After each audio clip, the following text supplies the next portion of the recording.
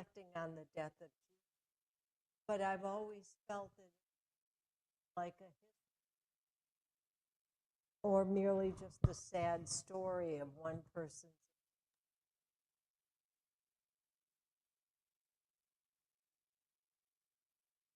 Still a little low? Okay, I'll try to do better on that one. All in all, it's hard to relate, I think, to this man who lived 2,000 years. But I've never believed that the story was simply just one told from his experience. Rather, like everything else, what he was saying was,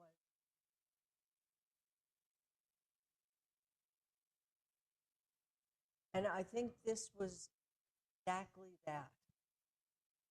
So I've taken station for significant moments, death, and tried to relate them to the story of somebody else. Most of these stories are happened one way or another that I knew I was trying to. And in recent days, we've all had more than enough examples of the Passion being acted out on television and all manner of media. Now to stretch to see that the way of the cross is happening. The Via Dolorosa may be in Jerusalem, but it's in Elkridge. So after every station, I am going to say, we adore you, O Christ, and bless you, because by your holy you have reached first station. As soon as it was morning, the chief priests, with the elders and scribes and the whole council, held a consultation, and they bound Jesus and led him away to be delivered to Pilate. They all condemned him, saying, "He deserves to die." When Pilate heard these words, he handed Jesus over to be. Down through all the long ages, vulnerable, innocent people have been caught in the crossfire between powers. The moneyed people, the politically powerful, they're all going to survive just fine. The others, the countless others, the numbers are crushed. Jesus was the victim of a clash of authorities, religious and political. A premature infant dies of a disorder that had her mother sought out prenatal care. The 18-year-old immigrant had a job cleaning houses, and in this one particular house, she was attacked, and she ended up pregnant. Maria did not report, nor did she seek medical attention. She was terrified of ICE. Her daughter is condemned to die because of the young mother's.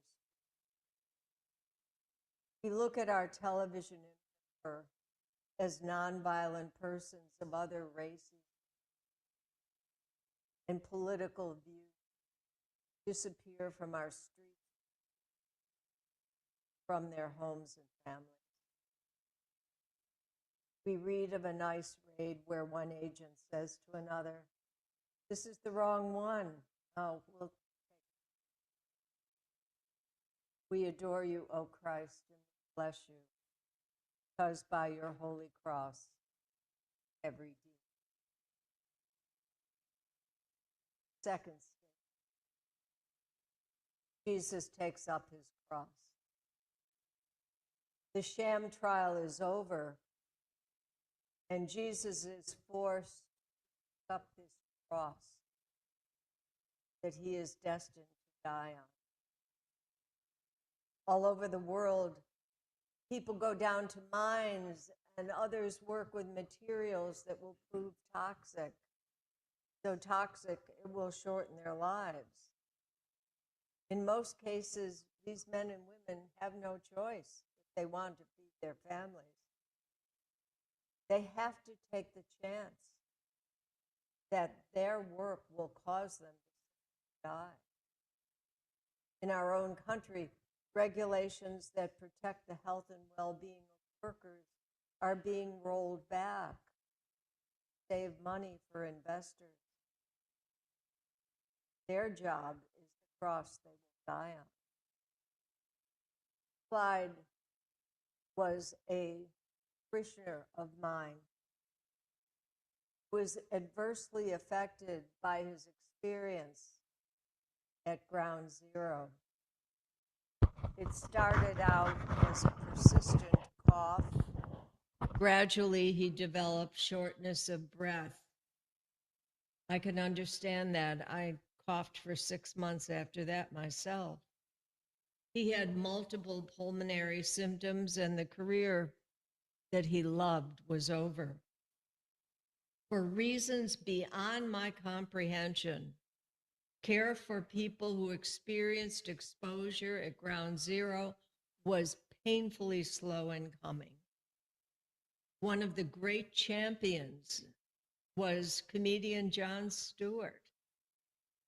With all the emotions surrounding this monumental tragedy, why was assistance for those who sacrificed so much difficult to obtain?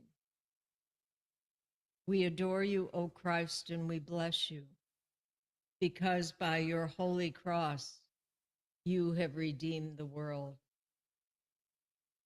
Jesus falls for the first time. Weakened from hunger, fatigue, and loss of blood, Jesus stumbles on the road. We all hate to fall, especially if it's out in front of other people. We've had that experience. Sometimes you see people staring, some will turn away, sometimes a passerby stops to help. Well, this woman in sequin shorts and fishnet stockings was trying to negotiate the rain on an uneven sidewalk in New York's theater district. She appeared to be a hooker. Her heels were much too high, and she was much too high and no longer young. The bus of theater goers from Connecticut pointed and laughed. In an effort to hurry away, her heel got caught in a vent and she fell. A roar of laughter erupted from the suburbanites. The woman struggled to her feet and wiped her tears. On this day, we are reminded that we can no longer turn away from the painful things of this world. We can't turn away from what we don't understand, or we have to make ourselves feel better somehow, maybe by laughing at people or assigning labels to them. Maybe that's what makes some people feel better. And then they think it's okay to laugh at an aging prostitute. We adore you, O Christ, and we bless you, because by your holy cross, you have redeemed the world. Fourth station, Jesus meets his mother. What could have been more painful for either of them to see the other suffering? Mary's greatest fears have come to pass. Jesus has finally run afoul of the authorities, and they will end his life. Rochelle nervously searches the line of young men chained together at the Mitchell courthouse. When she sees her 19-year-old son, James, she falls to her knees. There were too many mistakes, too many drugs, and not enough parenting. His charge was relatively minor, and had he arrived dressed in a blue blazer with parents who bailed him out and were able to secure a good lawyer, James would be going home. As it was, he was sentenced to 6 months. Rochelle tries to run to him in the courtroom, but she's held back and she collapses. The damage done to James while incarcerated never healed. We have all seen the news clips where dark-skinned parent is torn away from their child right there on the street or in the courthouse where they were doing an immigration check-in. The scene is always the same. The parent is in agony, wondering what will happen to their child. And the child is terrified, seeing the fear in the face of their parent. But the masked officers continue their assigned tasks with no compassion at all. In all times and in all places in our nation, parents watch their children suffer from not having enough resources or just being the wrong color. Too often their potential is tied to their zip code. We adore you, O Christ, and we bless you, because by your holy cross, you have redeemed the world. The fifth station, Simon of Cyrene carries the cross. It was the tourist's worst nightmare. Here he is in Jerusalem, and Simon gets dragged from the crowd to help this prisoner from dying before he is crucified. Mark's gospel tells us something about Simon, that he was the father of Rufus and Alexander. How odd that Mark adds their names to the story. I suspect that although Simon was initially forced to carry Jesus' cross, the experience of doing so must have changed him, because he was obviously known to the early Christian community. Sometimes we are forced to carry the cross of another through family relationships or social service or even criminal justice. As with Simon, we often experience the individual differently than we had planned, or we are changed by helping them in some profound way. This day, let us open our hearts to the possibility that we too can be transformed by our caring. Jensen was a brilliant attorney who had argued cases before the Supreme Court. His specialty became capital cases. It wasn't what he planned to do when he set out on his career. The first case he tried took all his time and his energy, and it paid virtually nothing. However, he soon realized that the marginalized have few choices and are often left with ill-prepared counsel. Having once volunteered to take such a case, Jensen now did that exclusively. When the client was innocent, that person had a greater chance of going home. If the client was guilty, Jensen made sure their children had presents at Christmas. The cases always took his time, his energy, and cost him more than he was paid. For those of us who wondered what it might have been like for Simon, we have the opportunity to carry the crosses of the taken, the fired, and the silenced. We adore you, O Christ, and we bless you, because by your holy cross you have redeemed the sixth station. Veronica wipes the face of Jesus. I really have to hand it to her. This brave woman elbowed past the soldiers. She took off her veil and wiped the blood and sweat from Jesus' face. Veronica responded to instinct and sacrificed what was no doubt her only veil. Veronica's action taught her one very important lesson. Love leaves its mark. The outreach committee of a Newark, New Jersey church would descend into the subway one Friday night each month to distribute sandwiches to the homeless who congregated down there in the warmth.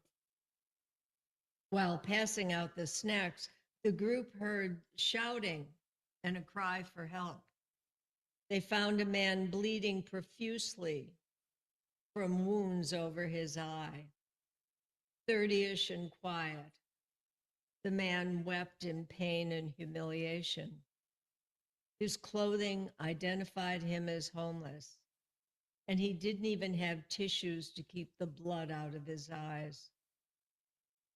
Fortunately, the people down there planned for first aid and was able to clean the wound and apply butterfly adhesives.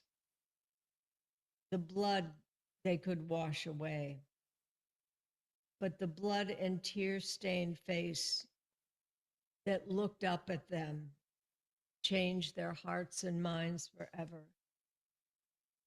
Love leaves its mark. Those who would do harm count on those who would seek justice not to protest. Those who would do harm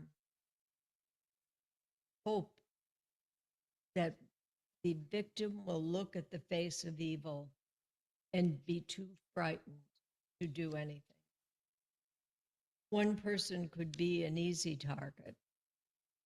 Many protesters can be distracting and overwhelming, but to do so takes courage, and it might even take sacrifice. We adore you, O Christ, and we bless you, because by your holy cross, you have redeemed the world. Jesus falls the second time, the seventh station.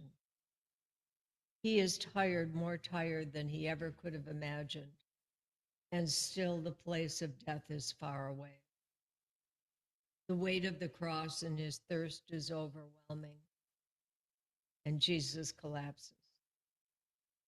The child of an alcoholic and drug abuser, Emmanuel, struggles with lead poisoning, learning disabilities, and neglect. With little support at home and neurological defects, he has a short fuse and lacks the tools necessary to cope with the stress in school. The class is too large, with too many needs for the frazzled teacher, and Emmanuel falls behind. And he falls behind more and more every year until the gap between himself and any chance of success grows too large to bridge. He leaves school forever. Emmanuel did not survive the streets. There are too little people investing in social services and education. That is not a priority at the present time. One has to ask, is immigration really a problem? Are the poor really the problem? Is there not enough to go around? Or is it something more obvious? That in this society, they just don't matter. We adore you, O Christ, and we bless you, because by your holy cross you have redeemed the world. The eighth station, Jesus meets the women of Jerusalem. There they were, one of the few sympathetic groups of people along the Via Dolorosa. Jesus stopped to speak to these obviously horror-stricken women. I recall someone once asking, why did they attend the crucifixion? They lived there. They were on that route of horrors. They had no other place to go.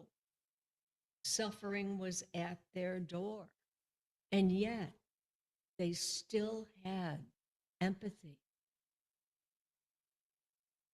The streets of West Baltimore are filled with families who are constantly burdened by shootings.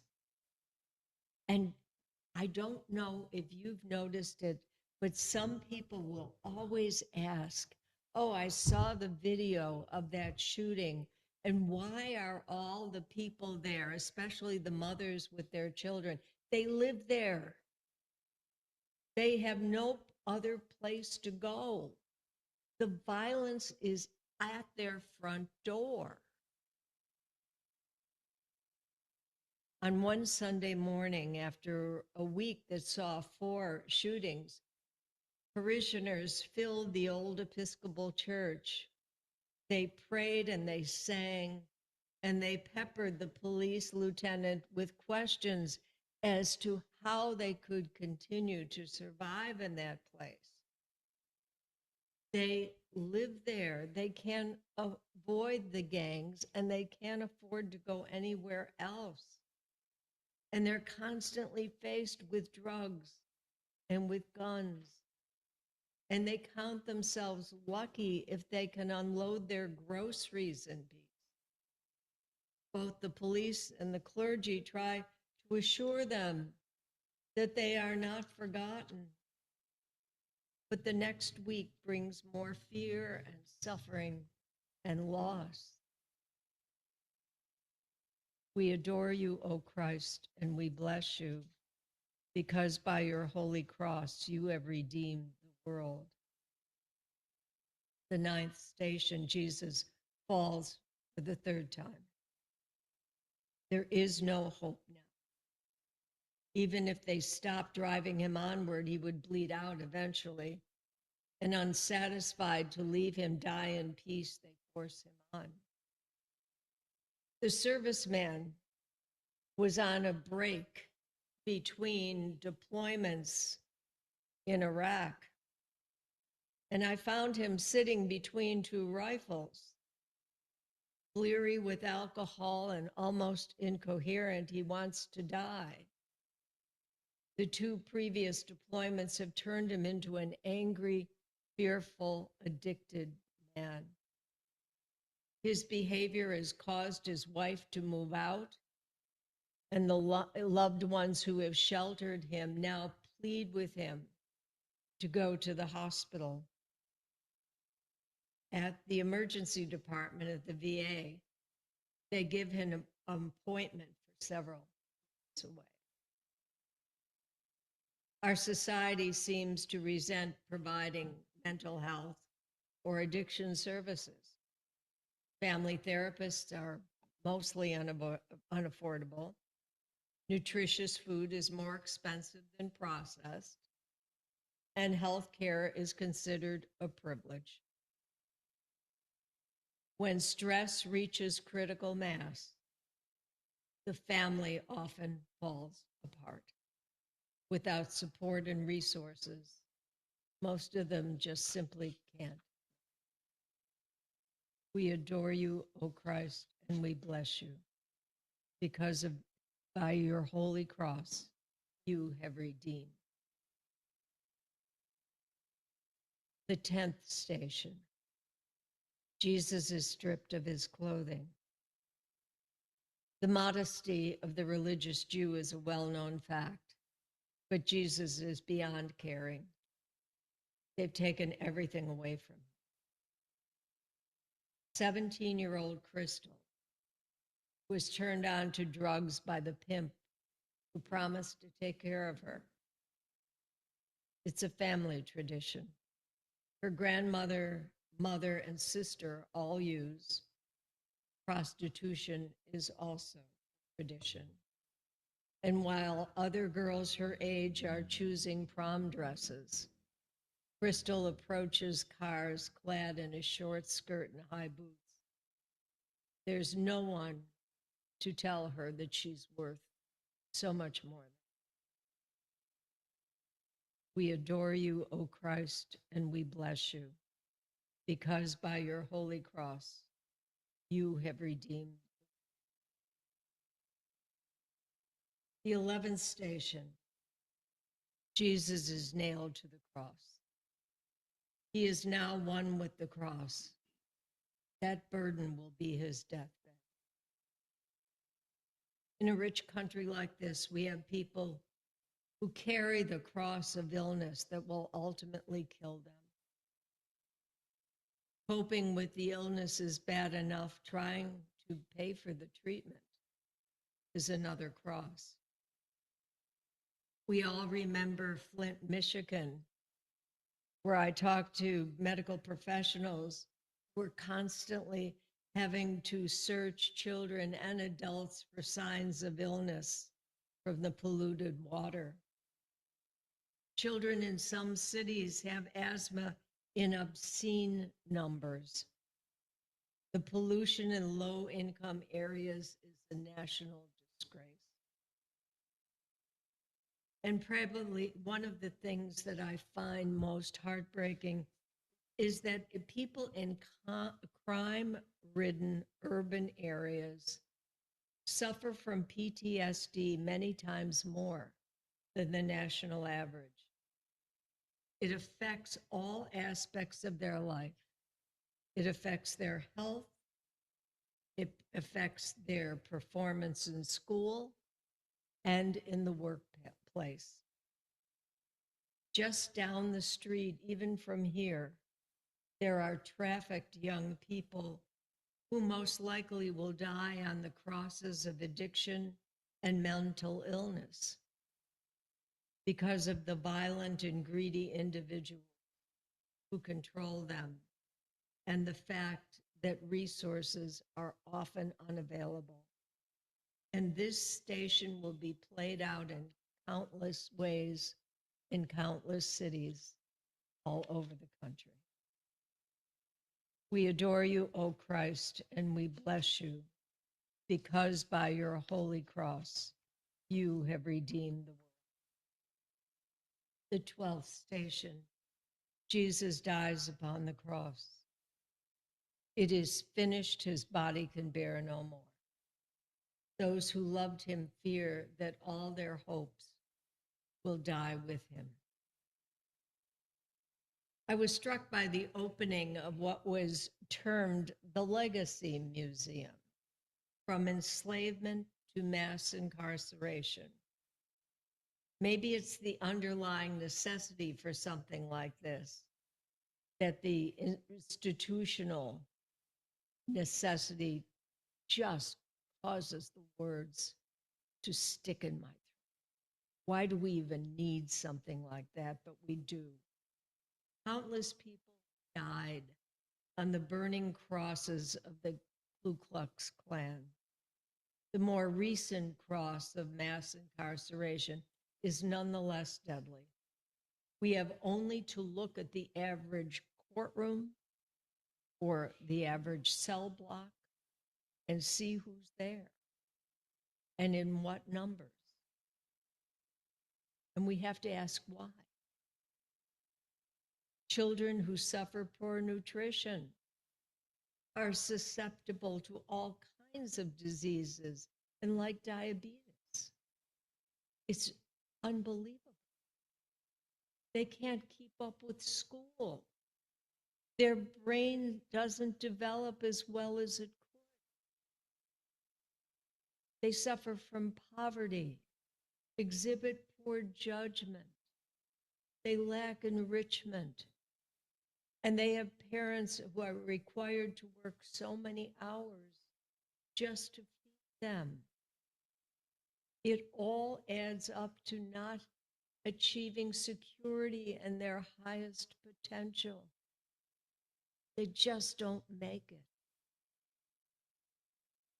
We adore you, O Christ, and we bless you, because by your holy cross, you have redeemed the world. The 13th station. Jesus' body is removed from the cross. His mother's only consolation is that they can do no more to him. Her beautiful child, who was a healing presence to the world, is dead. The beautiful Pieta captures that moment and reflects parents' grief for all time. I saw another mother waiting in the family holding area at Arlington during the height of the Iraqi war. And she clutched a picture of her son and followed the color guard numbly. Now, again in wartime, the scene will be played out again. I then saw a father identifying the body of his 18-year-old daughter. She was dead from an overdose. Another mother stands by the bed of her dead child, stroking his hair until the hospital staff escort her to the door. The 13-year-old was another gun violence statistic. It does not make sense. None of this makes sense.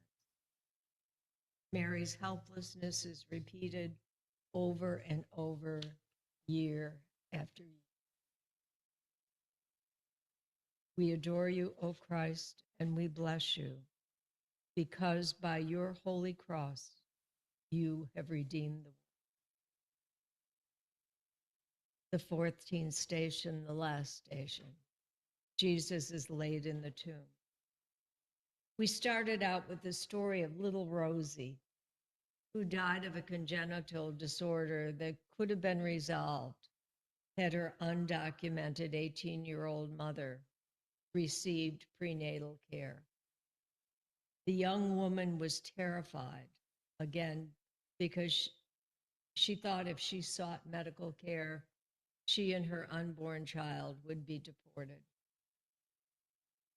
And now Maria stands in the churchyard next to Rosie's tiny coffin. Rosie will have a funeral and a grave gifted to her by a caring church. It's far from ideal, but at least the 18-year-old mama knows that her child was buried with dignity. We are all walking the way of suffering. And I would ask you just at this moment, as we are closing, to take a minute of quiet reflection. If you feel that you have a thought you would like to share or experiences, I certainly welcome that. But let's just have a moment of silence.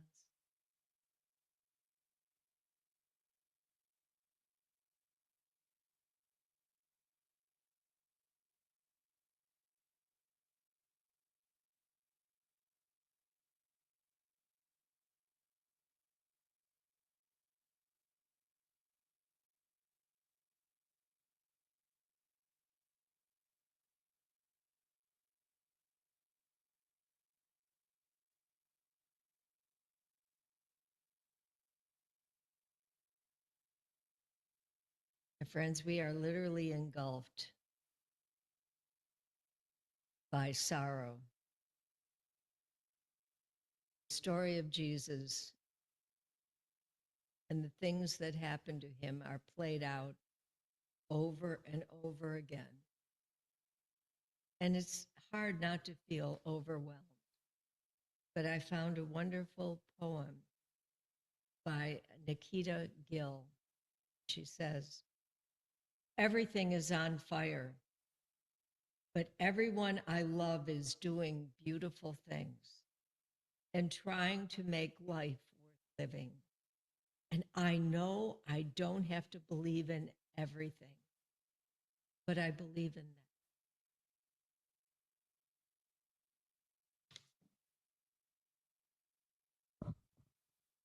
And like last night, there is no